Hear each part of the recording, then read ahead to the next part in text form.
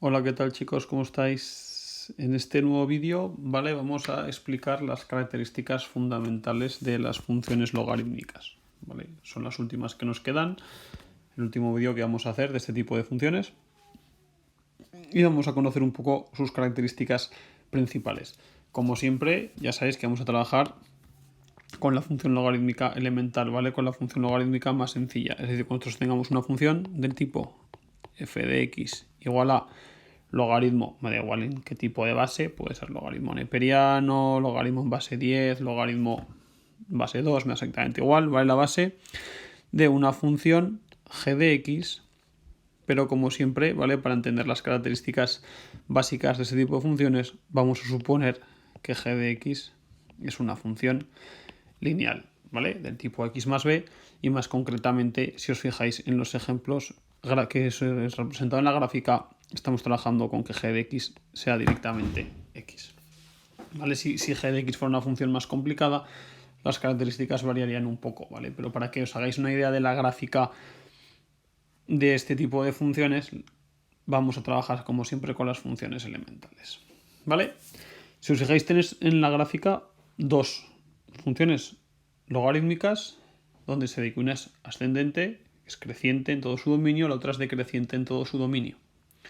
Ahora vamos a ver cuál es la diferencia y por qué ocurre eso. Y si os fijáis, tanto en una como en otra, el dominio de ambas va desde el 0 al infinito, ¿vale? El 0 sin incluir. ¿Por qué ocurre esto? Porque ya sabéis que los logaritmos neperianos solamente están definidos para valores positivos. Es decir, que g de x debe ser siempre estrictamente mayor que 0, ¿vale? Porque no existe un logaritmo de un número negativo y tampoco existe el logaritmo neperiano o logaritmo en cualquier base de 0. ¿Vale? Solo está definido para valores positivos.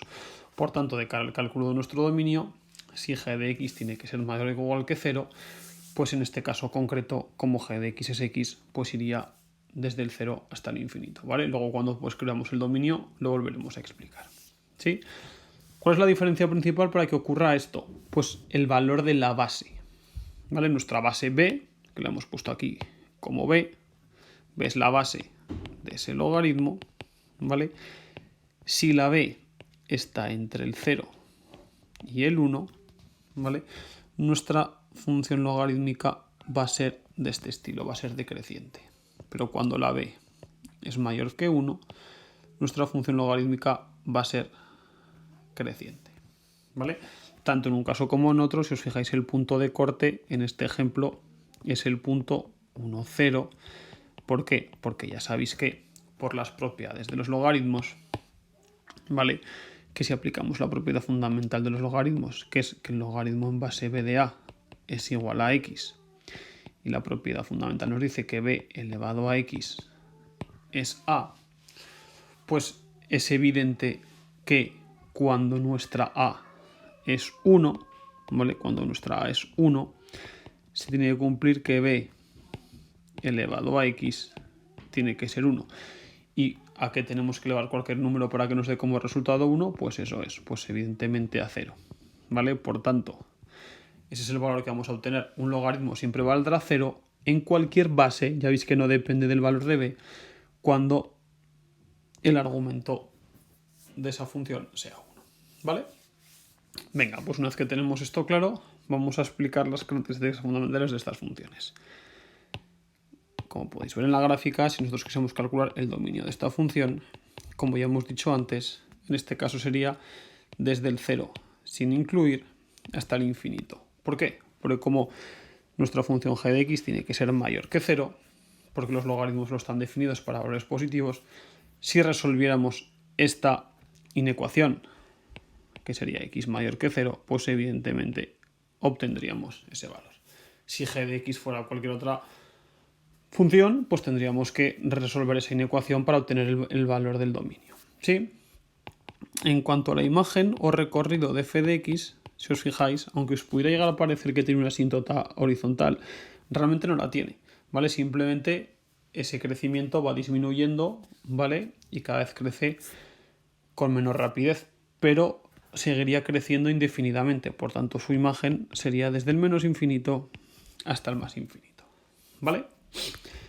En cuanto a los puntos de corte con los ejes, pues en esta función concreta ya veis que con el eje OY, como x no puede ser 0, pues no tendría, y con el eje OX, que lo acabamos de calcular aquí, pues ya veis que tendría que ser, si la función es 0, es porque mi x tendría que ser 1, ¿vale? Y entonces tendríamos el punto 1, 0.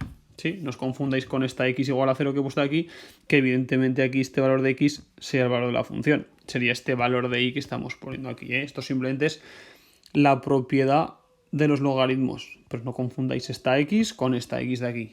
Son conceptos distintos. Bien, en cuanto a la simetría, ya veis de manera simple que no tiene ni simetría par ni simetría impar. Por tanto, no tendría.